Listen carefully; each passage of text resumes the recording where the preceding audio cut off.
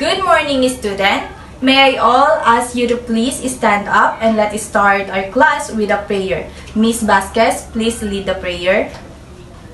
Amen. So once again, good morning, students. And to formally introduce myself, I am Teacher Angelica Calawagan and I will be your teacher in physical education and in health. But before we proceed to our main topic for today, let's take a look at what we had last meeting.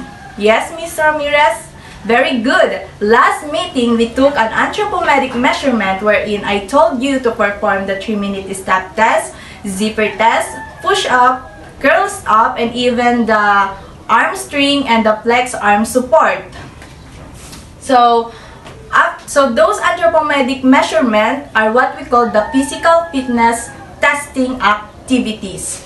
So, here's the definition of the physical fitness testing activities. It is assessing one's health status, will help a person be informed of his or her strengths and weaknesses, leading him or her to observe a healthy lifestyle and to select appropriate activities from improvement. So, last meeting, who among you had or experienced difficulties in doing the push-up or even doing the curls up where you are not able to reach your feet? Or even who among you rather experienced or who got easily exhausted in performing the 3-minute step test or even in doing the zipper test where you could not even reach your back? So, those results from the anthropometric measurement are the things that you need to focus more on or to improve, and in order for you to overcome those weaknesses that you have in performing next time the physical fitness testing activities. So I have here our objectives for our topic for today. First, determine the different principles of physical education.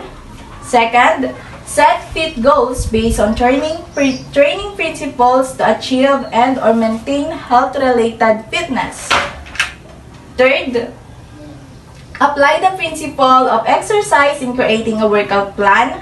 And D, engages in moderate to vigorous physical activities or the MVPAS for at least 60 minutes most of the days of the week in a variety of settings in and out.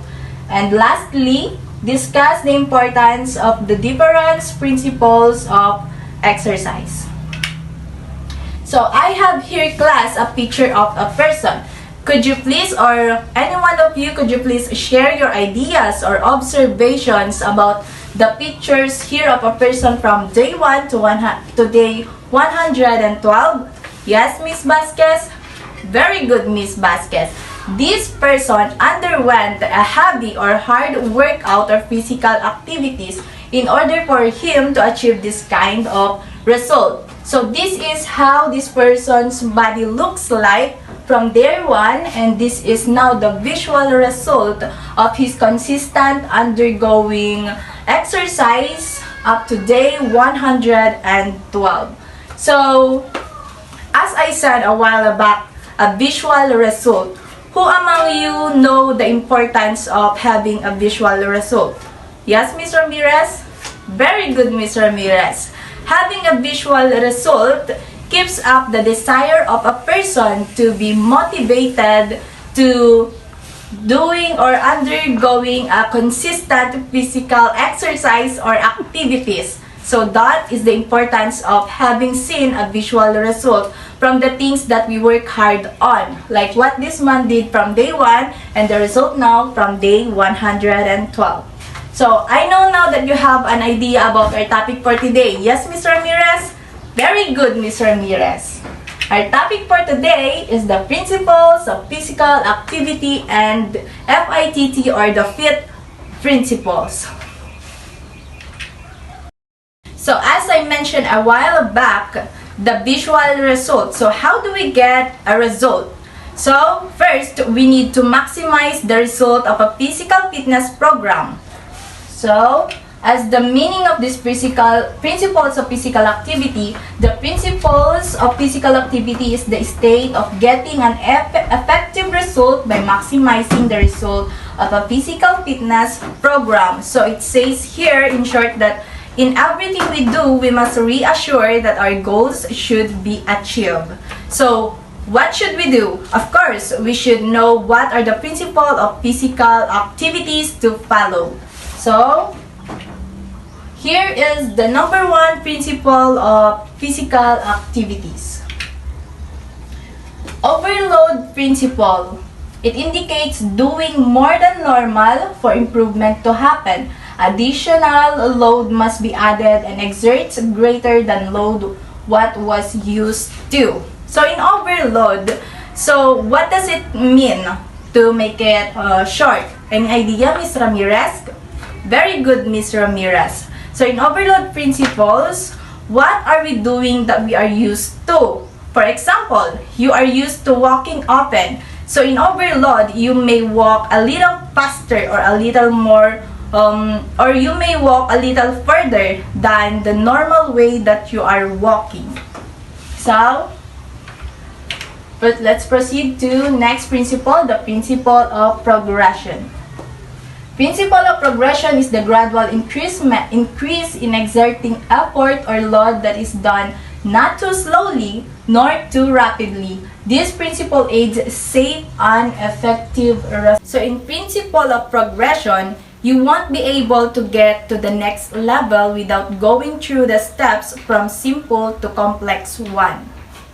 So when it says here also that this principle aids safe and effective result. So when we say safe, we don't go from lifting 20 pounds dumbbell and the next day you'll be lifting 100 pounds dumbbell. So that's now how it is. There's no shortcuts in doing the principle of progression. It should be from simple to complex one. So here are the following principles in undergoing principle of progression. We have here the 5 principles of physical activity, wherein F stands for frequency, I stands for intensity, and T, the first T stands for time, and the last T stands for type. Wherein frequency tells you how often we exercise a days of the week. So how often we should exercise. And in intensity, it tells us how hard should we exercise. And in time, it tells here how long do you take the ideal time or ideal length rather to do an exercise. And lastly, in type, what type of activities are you choosing for fitness program? Might it be a Zumba or carrying dumbbell or going to gym or aerobics? It's up to you. If what type of exercise you want to undergo. So we have here the number 3 principle of physical activity, the principle of specificity. Principle of specificity, as you can see, we have here a picture of the marathoner's leg and a picture of a sprinter leg. So, if you notice the difference of the legs of the sprinter and the marathoner, they are both a runner but have a different leg result. Why? Because this principle of specificity suggests that overloading must specifically train a desired body part for it to improve. Use the appropriate type of exercise directly improves muscles. So in principle of specificity, as you can see here, they are differ from the legs, but they are both a runner because the sprinter trains for power and the marathoner trains for endurance. So let's proceed to number 4 principles, the principle of reversibility. So here in principle of reversibility, the development of muscles will take place if regular movement and execution is done, and if activity ceases, it will be reversed. So in principle of reversibility, we have here a picture of an actor, which is Mr. Gerald Butler. So this is how he looks. When he started doing heavy workout, but this is how he looks right now after stopping from doing consequently this is how he looks right now rather after stopping doing the physical exercise. So when we stop our physical activity, our muscles will go to how we started, so it reverse. So that's the logic from principles of reversibility. So let's proceed to the principle of diminished returns. It says here that under this principle, it emphasizes that the more benefits one gains as a result of activity, the harder additional benefits are to achieve. So for us to maintain to have a continuous result, we must be consistent in doing physical activities or fitness. So in principle of diminished returns, if you want to keep improving, you have to keep on challenging yourself in a new ways.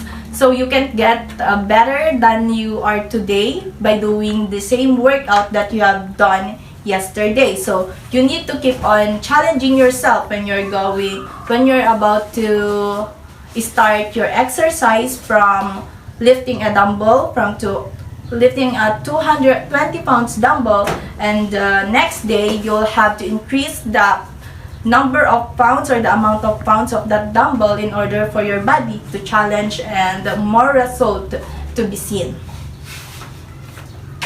So the number 6 principle is the principle of rest and recovery. So principle of rest and recovery, always maintaining the adequate rest is needed to allow the body to adapt to and recover from exercise.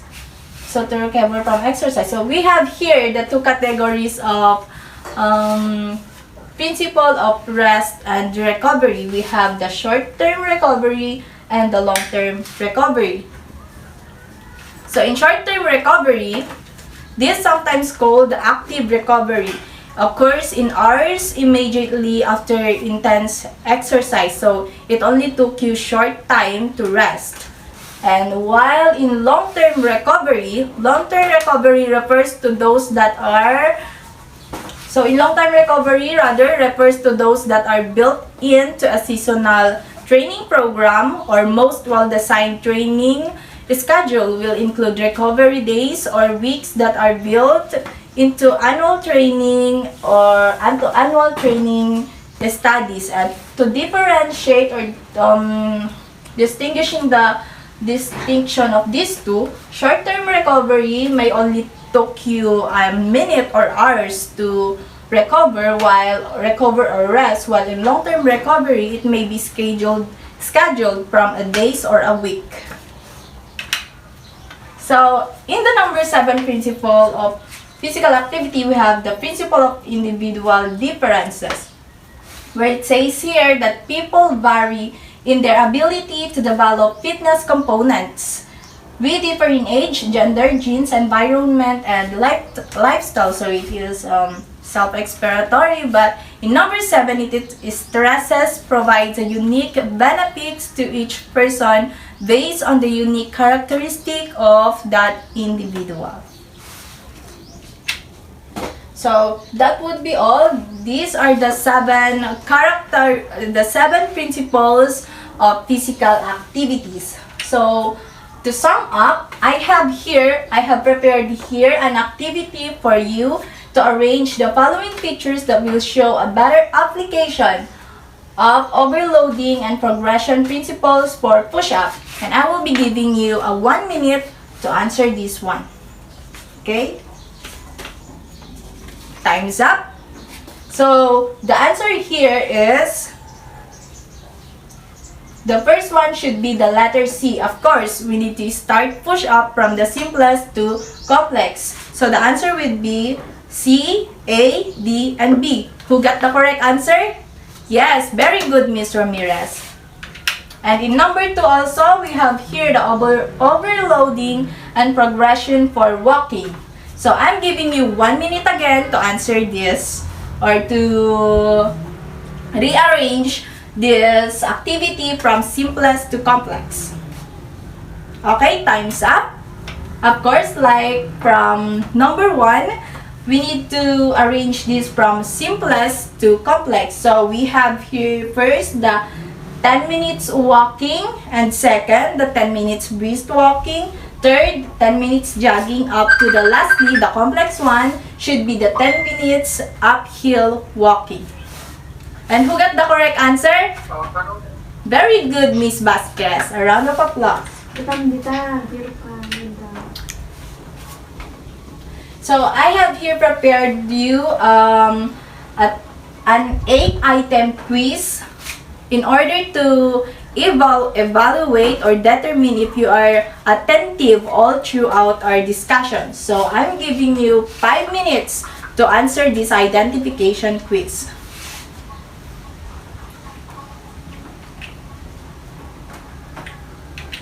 Time's up. So here are the answers. Number 1, progression. Number 2, overload. 3, specificity. 4, reversibility. 5, FITT. 6, type. 7, intensity. And last, number 8, time. Who got the perfect answer? Very good, Miss Ramirez. You are indeed listening to me. So, for your assignment, I have here prepared you, or I want you to do this assignment and to be passed on next meeting. Using the FIT principle, I want you to take your own weekly fitness workout plan while staying at home using the FIT principle. So,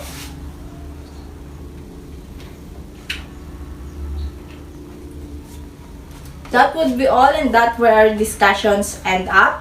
Thank you very much, student. Again, I am Teacher Angelica Calawagan, your teacher in physical education and in health.